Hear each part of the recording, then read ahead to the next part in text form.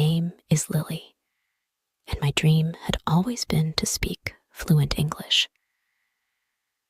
Growing up in a small town in France, I knew I had to learn the language if I wanted to explore the world. So, one day, I booked my ticket to London. It wasn't just a trip. It was the beginning of a whole new chapter in my life. As I sat on the plane, staring out at the clouds, my mind was racing. This was it. I was finally going to take the leap and learn the language that had always felt so distant to me. But as I sat there, two women behind me began chatting away in English, and it hit me. I couldn't really follow their conversation. Sure, I could pick out some words, but the way they spoke so quickly, using expressions and phrases I didn't recognize, made me realize how far I had to go. Nervously, I turned around and said, "Excuse me, I'm on my way to London to learn English, but I'm struggling to understand your conversation. How did you learn?" The women looked at each other and smiled. "Oh, don't worry," one of them, named Anna, said warmly. "You're on the right track already. The key is to speak, speak, speak. The more you try to talk to people, the faster you'll learn." Her friend, Sophie, nodded. "And listen carefully to the way people speak. You'll pick up on phrases and patterns without even realizing it. Also, make friends. It's easier when you practice with someone you trust. Here, why don't we exchange numbers? We'd be happy to help you practice while you're in London." I couldn't believe their kindness. They gave me their phone numbers, and I promised to reach out. With that, my fear started melting away. I wasn't alone in this journey, and that gave me hope. When I finally landed in London, I took a deep breath and soaked in the energy of the city. The streets were alive with the sound of English being spoken everywhere. I headed straight to the language school where I'd enrolled. On my first day, I walked into the classroom and met my teacher, Mr. Clark, who greeted us all with a bright smile. "Welcome, everyone," he said. "I know learning English can seem like a huge challenge, but I have a method that will make it easier for you. It's simple, effective, and if you follow it, you'll be speaking fluently in no time." He grabbed a marker and wrote on the board, "Read, listen, think, speak." "This method has worked for hundreds of my students," he continued. "Let me explain how it works." I leaned in, eager to hear what he had to say. "First, read something in English every day. It doesn't matter what it is: books, newspapers, even street signs. Reading helps you see how English is structured and introduces you to new vocabulary." I scribbled down every word he said, feeling a growing excitement. "Second, listen to as much English as you can. Whether it's music, podcasts, or conversations around you, the more you listen, the better your ear will become at picking up the natural rhythm and flow of the language." I could already see how I'd use this advice. I'd start listening to English radio and podcasts during my morning walks through London. "Third," Mr. Clark said, "you have to think in English. This one's hard at first, but it's so important. Stop translating from your native language. Start forming thoughts directly in English, and soon enough, it will come naturally." I smiled to myself, thinking of how often I'd catch myself thinking in French, trying to translate every sentence before I spoke. But this was a new approach, and I was ready to try it. "And finally," Mr. Clark said, his voice filled with enthusiasm, "you must speak. Speak as much as you can, even if you're afraid of making mistakes. That's the fastest way to improve." He paused, letting his words sink in. I knew this was going to be tough, But the idea of talking to people, practicing every day, excited me. I could already see myself having real conversations in English, something that had felt so impossible just a few days ago. After class, I was brimming with energy. I decided to head to a cafe near the school. As I sat down with my coffee, I pulled out a book I'd brought with me, a simple English novel. I'd read one page, then translate each sentence in my head, just to make sure I understood everything. I was making progress, but it was slow. Suddenly, I heard a voice beside me. "Are you reading in English?" a man asked, smiling as he sat down at the table next to mine. I nodded, a little nervous. "Yes, I'm trying to improve," I said. "That's great," he said. "I'm David. I teach English here in London, and I always tell my students that reading is one of the best ways to learn." "What's the book about?" I explained the plot to him, and to my surprise, the words started to flow out of me. It wasn't perfect, but I was speaking. David was patient and encouraged me to keep going. He gave me tips on how to practice every day. "Remember," he said, "it's all about balance. You need to read, listen, think, and speak in equal measure. Don't get stuck on just one thing. Make sure you're practicing all four, and your skills will grow faster than you think." By the end of our conversation, I felt a surge of confidence. I'd just had a full conversation in English with a native speaker, and it wasn't as scary as I thought it would be. Days turned into weeks, and I started following the method Mr. Clark had taught us religiously. I read the signs on the streets, picked up newspapers every morning, and even started listening to an English podcast about travel. I thought about my grocery list in English and practiced ordering food in restaurants without hesitation. But the real magic happened when I began meeting new people. I joined an English conversation group where we'd gather at a cafe every Saturday to chat in English. It was intimidating at first, but the more I spoke, the more natural it became. My new friends would laugh and encourage me when I stumbled over a word or phrase. And soon enough, I was holding conversations about everything: travel, books, food, and even deep topics like life goals. One day, I met up with Anna and Sophie, the women I'd met on the plane. We had lunch together in the heart of London, and as we talked, I realized how much I'd grown. I was speaking without fear, and I understood almost everything they said. We laughed about how lost I had felt on that flight, and they told me how impressed they were with my progress. "Lily, you've come so far," Sophie said, raising her glass. "You're practically a Londoner now." We all laughed, and I couldn't help but feel proud of myself. As the weeks went by, I grew more confident with my English, but I knew I still had a long way to go, especially with my accent. One day, during a class, a student named Thomas raised his hand. He was a tall guy from Germany, struggling with the same thing I was: his accent.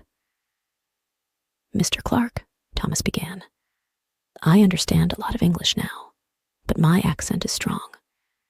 People can tell immediately that I'm not a native speaker. How can I improve my accent?" Mr. Clark smiled, clearly happy that Thomas had asked this. "Good question, Thomas. Accents are tricky because they are shaped by the sounds we grew up hearing in our native languages, but improving your accent is possible. First, you need to listen closely to how native speakers form their sounds.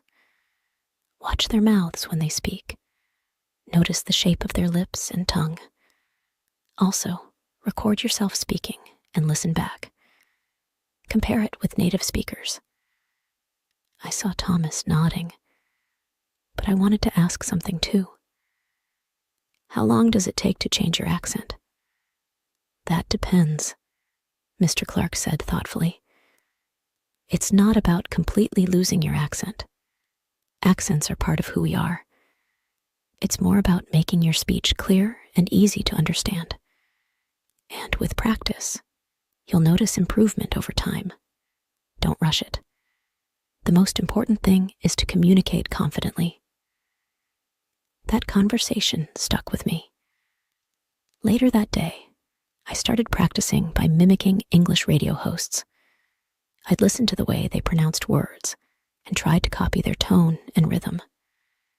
It was hard at first. I felt silly repeating sentences in my small flat. But I knew it was helping. London was exciting, but it was also expensive. My savings were running low, and I needed to find a way to support myself. One evening, while walking through the bustling streets of Camden, I noticed a small cafe with a "Help Wanted" sign in the window. I hesitated for a moment, but then stepped inside. It was a cozy place, filled with the smell of coffee and the hum of quiet conversations. "Excuse me," I said to the man behind the counter. "I saw your sign. Are you still looking for help?" The man smiled warmly. "Yes, we are. Have you worked in a cafe before?" I shook my head. "No, but I'm willing to learn." He introduced himself as Jack, the owner of the cafe. And after a short conversation, he hired me for a part-time cleaning job. It wasn't glamorous, but I didn't care. I was just happy to have some income. The cafe turned out to be the perfect place to practice English. Every day, I'd chat with customers as I cleaned tables, and slowly, I noticed my confidence growing. People were kind and patient, and soon enough, I found myself not just cleaning, but also taking orders at the counter. One afternoon, a regular customer named Emily came in. She was a cheerful young woman who always had time for a chat. "How's your English coming along, Lily?" she asked as I handed her coffee. "Better, I think," I said with a smile. "I talk to a lot of people here, so that helps." Emily nodded. "Conversation is key. You're doing the right thing. And don't worry about making mistakes. Everyone does." Working at the cafe gave me a new way to immerse myself in English. I started picking up everyday phrases, learning new words, and hearing different accents from the diverse crowd that visited. It wasn't just a job anymore. It was an opportunity to grow. One morning in class, a student named Maria raised her hand. Maria was from Spain, and though her vocabulary was strong, she struggled with pronunciation. "Mr. Clark," she asked, "I know a lot of words, but I can't always pronounce them correctly. How can I improve?" Mr. Clark nodded. Pronunciation is all about repetition and exposure. First, you need to listen carefully to how native speakers say the words. Use tools like online dictionaries that have audio pronunciations. Repeat the words out loud, over and over again, until your mouth gets used to the movements. He then demonstrated the difference between two tricky sounds, the th in think and the s in sink. Maria followed along, and so did I. Even though it felt strange at first, I knew that focusing on these small details would make my English clearer.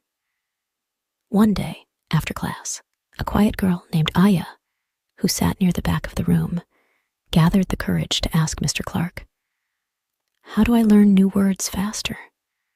I feel like I keep using the same words over and over." Mr. Clark smiled, clearly excited about the question. The best way to learn new words is to encounter them in different contexts. Don't just memorize lists. Use the words in real situations. For example, If you learn the word adventurous, try using it in a conversation or writing it in a sentence. Aya nodded, but looked uncertain. But what if I forget them? Repetition is key, Mr. Clark said. Use flashcards, read a lot, and expose yourself to new words frequently. Also, learn words that are relevant to your life. If you love cooking, learn vocabulary related to food. That way, the words will stick better. That night, I decided to follow his advice. I started carrying a small notebook with me everywhere I went.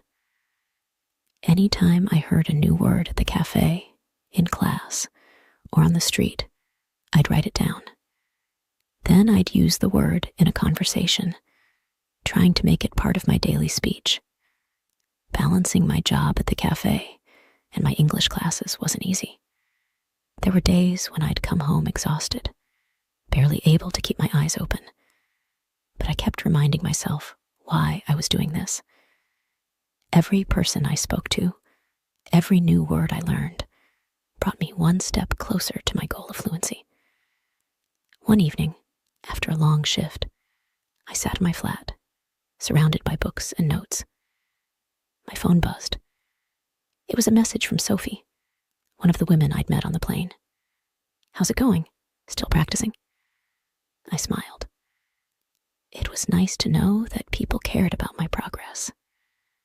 I quickly replied, "Yes, it's hard, but I'm making progress."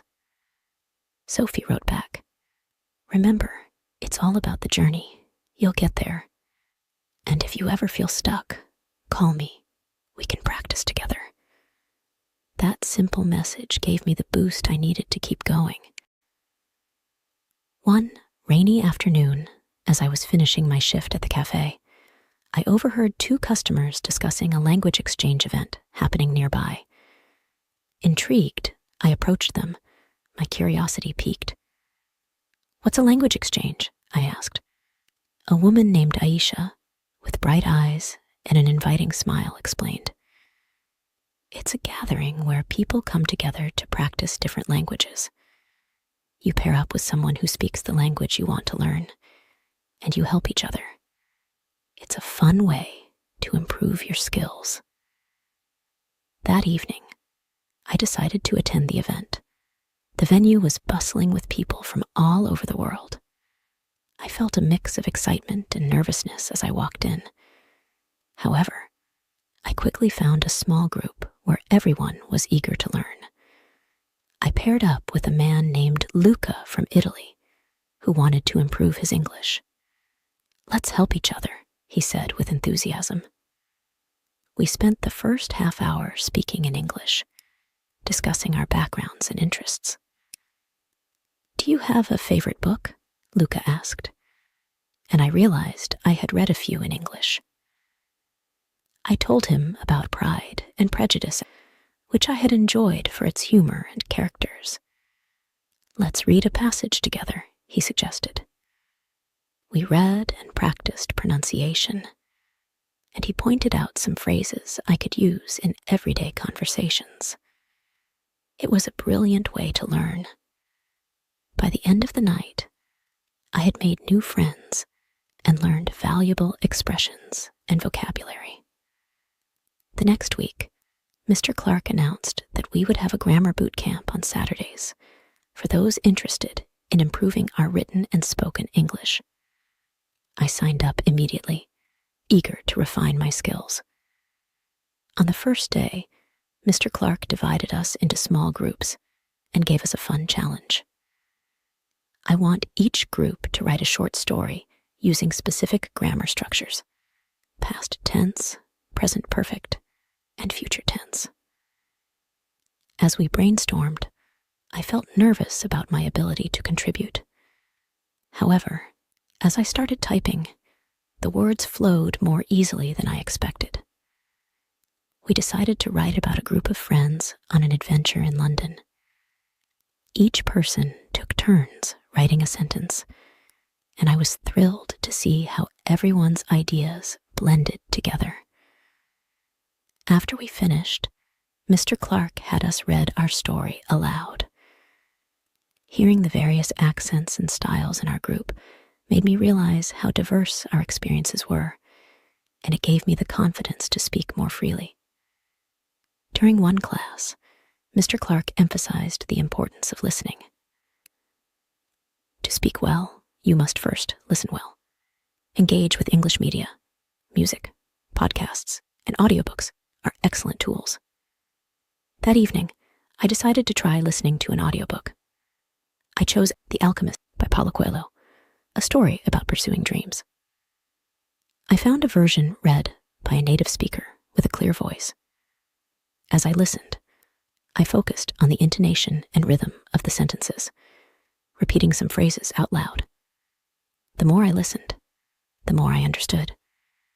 I realized that storytelling helped me remember phrases and vocabulary. I began to look for English songs with lyrics I liked and followed along. The catchy melodies made learning new words easier. As my confidence grew, I noticed an announcement for a public speaking competition at school. It seemed daunting, but something inside me pushed me to sign up. I wanted to challenge myself further. I decided to speak about my journey of learning English and the experiences I had encountered in London. I spent days preparing my speech, practicing in front of the mirror, and recording myself to evaluate my tone and pronunciation. The day of the competition arrived, and my heart raced.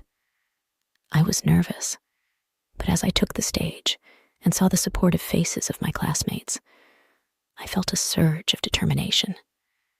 I began my speech, sharing my struggles, triumphs, and the people who had supported me. Learning a new language is like climbing a mountain, I said. It's tough, but the view from the top is breathtaking. The applause at the end was exhilarating. I didn't win, but I gained something far more valuable: confidence in my speaking abilities. After my public speaking experience, I joined a creative writing club that met every Thursday. We would brainstorm ideas and share our writing with each other. One week, we were tasked with writing short poems. I had never written poetry before, but I was excited to try. Inspired by the sights and sounds of London, I wrote about the beauty of the city and my journey through it. Sharing my poem with the group felt vulnerable, but the encouragement I received motivated me to keep writing. The club also helped me learn new vocabulary.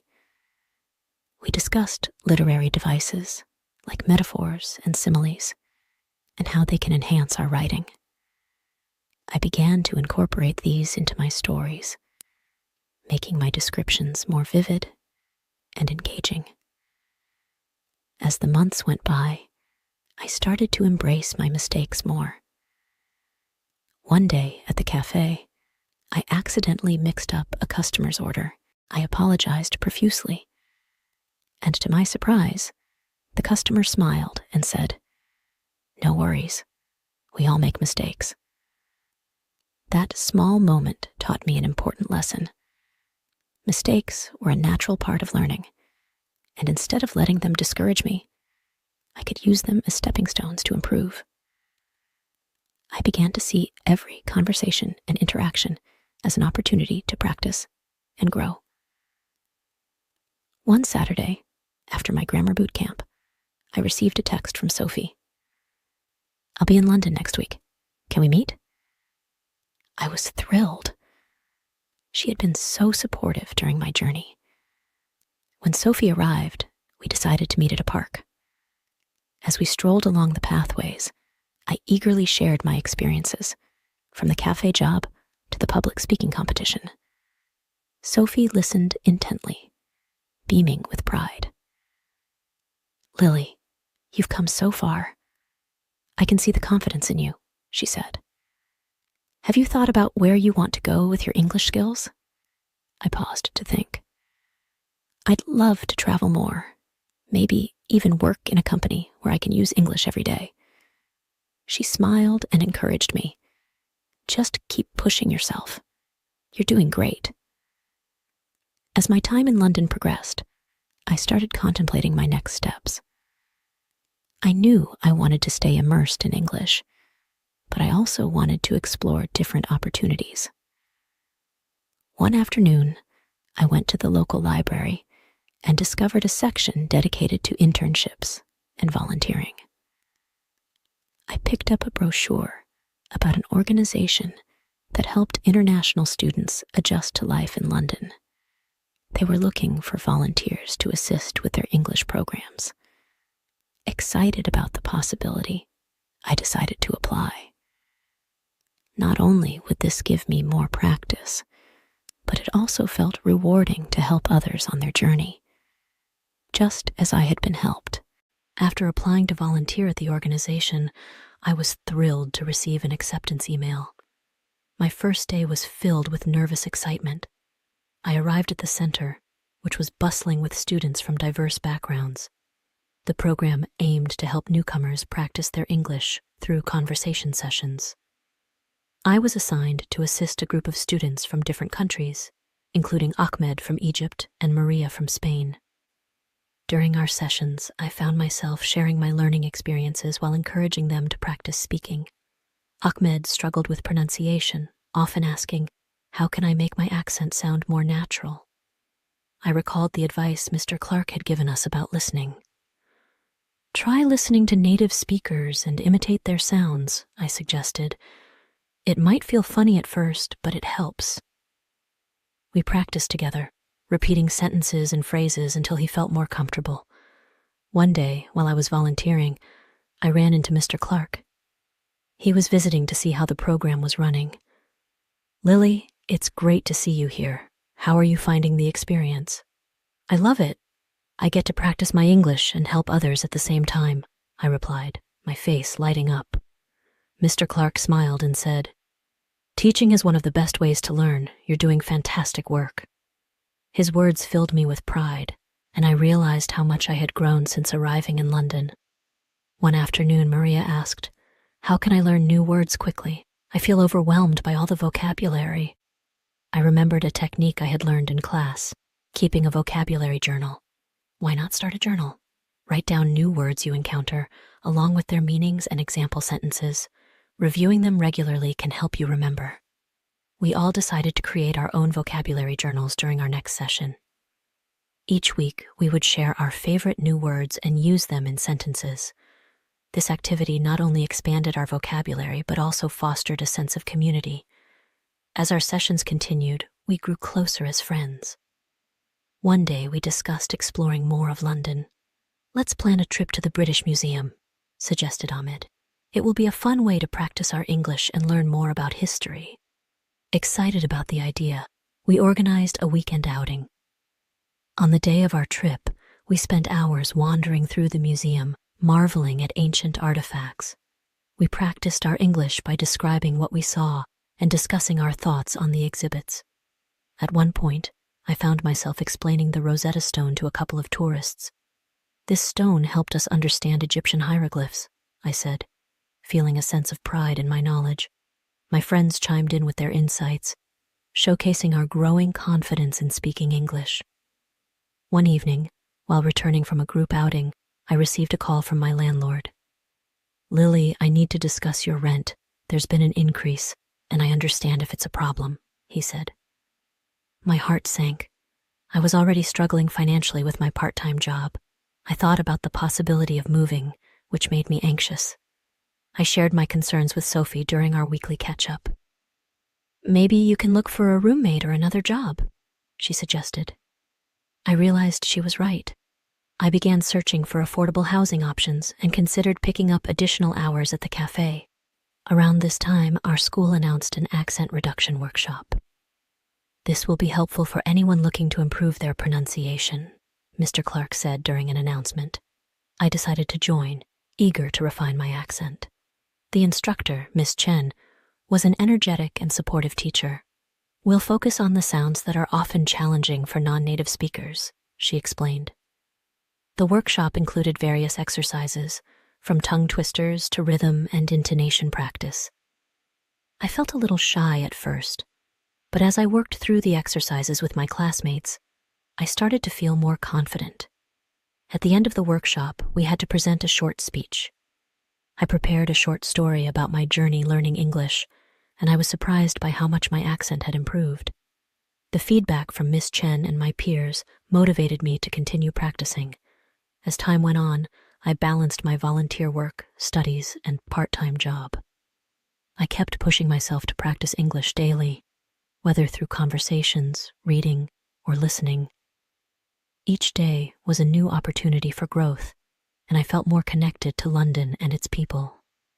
I looked forward to every interaction, knowing that each conversation brought me closer to my goal of fluency. I realized that learning English was not just about the language itself, but also about the relationships I built and the experiences I cherished.